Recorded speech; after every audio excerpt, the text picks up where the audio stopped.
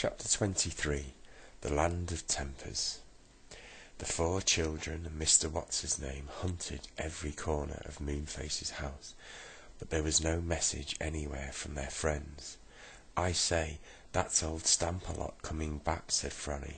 "I can hear him shouting. Let's get out quick." "We can go down the slippery slip," said Joe. But he was wrong.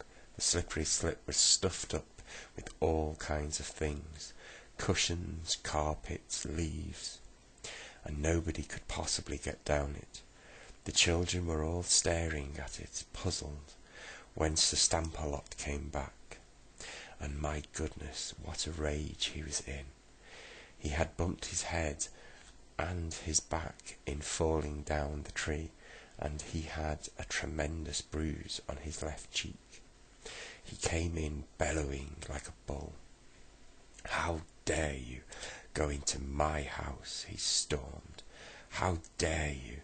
You pray into my business. I'll throw you out. I'll throw you all out."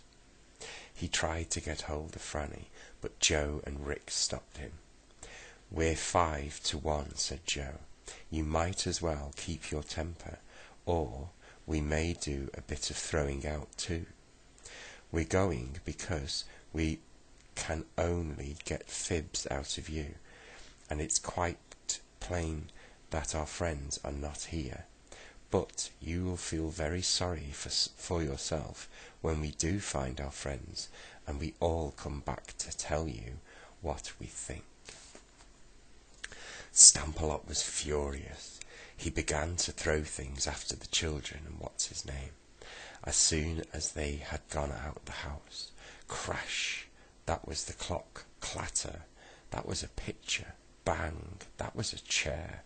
Oh dear, poor Moonface won't find a single thing in his house when he gets home, said Joe, dodging a soup plate that came flying past his head. "Now, what shall we do next? Perhaps we better go down to Silky's house and see if we can find anything from Lady Yellowround, or whatever her name is." Nobody really wanted to see Lady Yellowround, but they saw her before they expected to. As they climbed down to where Dame Washalot lived, they heard a fierce quarrel going on. "You emptied your dirty water down on me just as I was going shopping," yelled an angry voice. "You did, you did, you did." Then came Dame Washalot's voice. "I did, I did. I did I? Well, I'm glad. If people can't look out for my washing water, it's their own fault. Look how wet I am. Look at me. Came the other voice. "My washing water, it's their own fault. Look how wet I am. Look at me," came the other voice. "I don't want to look at you. You're a most unpleasant You're a most unpleasant person," said Dame Washalot. "Now, look out, here comes some more water." There was a sound of splashing, and then squeals and screams as Lady Yellowround got a whole lot of water on top of her. The children began to giggle. They climbed down to where Washalot was standing by her empty tub, grinning as she looked down the tree.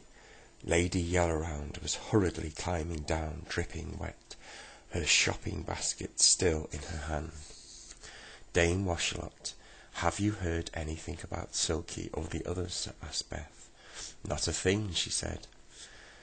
"All I know is that a bad-tempered creature who calls herself Lady Yellowround has taken Silky's house, and says that Silky said she could have it because Silky, wanted to go and live for a while in the Land of Tempers, a thing I don't believe at all, for a sweet-tempered person than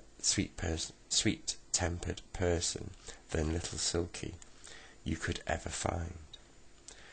"It's very funny," said Joe, frowning. "Silky, Moonface, and the Saucepan Man all disappear, and these two horrible people take their places. There's only one thing to do. We better just pop up into the Land of Tempers to see if by any chance they have gone there." "Well, that's dangerous. That's a dangerous place." Sorry, where am I? Hang about. "Well, that's dangerous," said Dame Washalot. "Once you lose your temper up there, you have to live there for always, and you might easily lose your temper with the cross lot of people who lives there. I can't think how it is that these two have been able to leave." "It does sound dangerous," said Joe, "but I think we could all keep our tempers, you know, if we knew we had to. Anyway, I simply don't know what else to do. Perhaps it would be best if I just went by myself.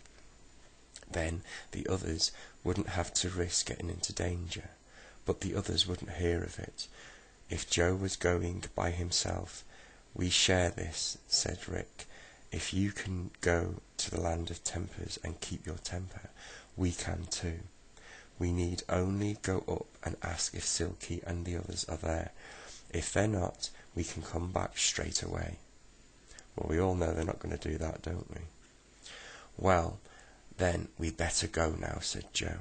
So up they went, up the tree to the very top, where the ladder through the hole in the cloud was standing. And up the top was the Land of Tempers. Well, it was a funny land. There was such a lot of shouting and quarrelling going on, such crashing noises made by people throwing things in a rage, such a stamping and yelling. "Goodness, I vote we don't stay here long," said Joe, dodging to miss a bag that someone had thrown. "Look, let's ask that man over there if he's seen Silky and the others." So he asked him, but he glared at them and answered rudely, "Don't come bothering me with silly questions. Can't you see I'm in a hurry?"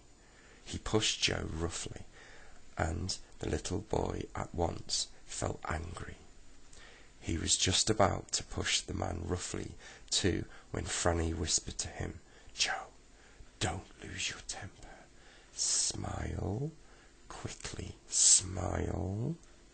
So Joe made himself smile, for he knew that once he lost his temper,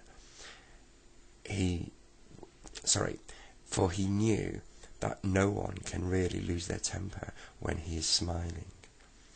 The man glared at him and went away. "Well, I could see it would be jolly difficult to live here without getting angry almost every minute of the day," said Joe. "Hey there, do you know anything about our friends, Silky, Moonface, and Saucepan?" The boy he was calling to stopped and put out his tongue at Joe. He said. "Do you think I'm here to answer your questions, funny face?"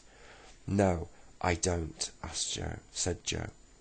"But I thought perhaps you might be polite enough to help me." The boy made a lot of rude faces at all of them, and then pulled Franny's hair very sharply before he ran off. Rick and Joe felt angry because they saw tears coming into Franny's eyes. They began to run after the boy, shouting, "Rick, Joe, come back," cried Mr. What's-his-name. "You are losing your tempers again." "So we are," said the boys, and they stopped and made themselves look pleasant. What's-his-name went to meet them, and as he went to, two naughty little boys ran by. One put out his foot, and poor Mr. What's-his-name tripped over it, bang on his nose. The boys stopped and laughed till they cried.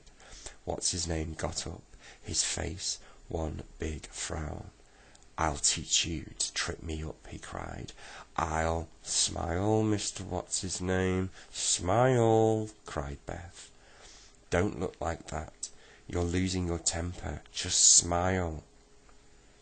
And Mr. What's-his-name had to smile, but it was very, very difficult. The two boys ran off. The children went walking on, telling themselves that they must remember, whatever happens, not to lose their tempers.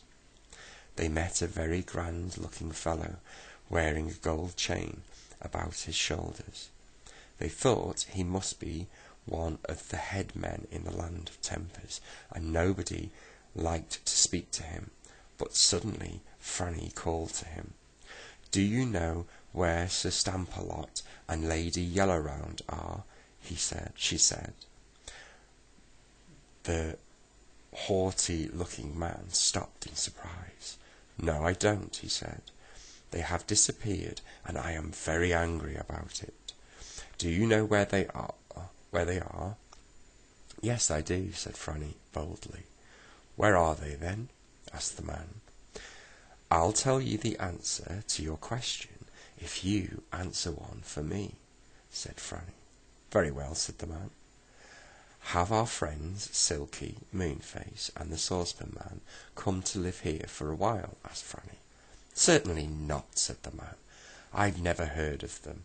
No one is allowed to live here unless they first lose their tempers, and then get permission from me to take a house. And now, tell me where Stamperlot and Yellowround are." "They have escaped from your land and are living in the faraway tree," said Franny. "But they are not allowed to do that," cried the head man. "How dare they? I didn't even know we were near the faraway tree. Wait till I catch them. I'll shake them till their teeth rattle. I'll scold them till they shiver like jellies." "Well, that would be very nice," said Franny. "Goodbye, we're going." The others joined her as she ran towards the hole in the cloud. "How brave and clever you are, Franny," said Joe. "I should never have thought of all that. I'm quite sure that Silky and the others aren't up here." "I was very afraid of that head man," said Franny. "I just couldn't speak a word more than him. I couldn't speak another word to him. Hurry up, let's get back to the tree. Silky isn't there. I can't imagine where they are. There's something very, very mysterious about it." They all climbed down the ladder to the tree, thankfully to leave behind the horrible land of tempers. They went down to Silky's house and peered in the window. Lady Yellowround wasn't there. "I vote we go in and have a look around," said Joe. But the door was locked and the key had been taken. "Bother! Well, I'm sure I don't know what to do," said Joe. "But we simply must do something."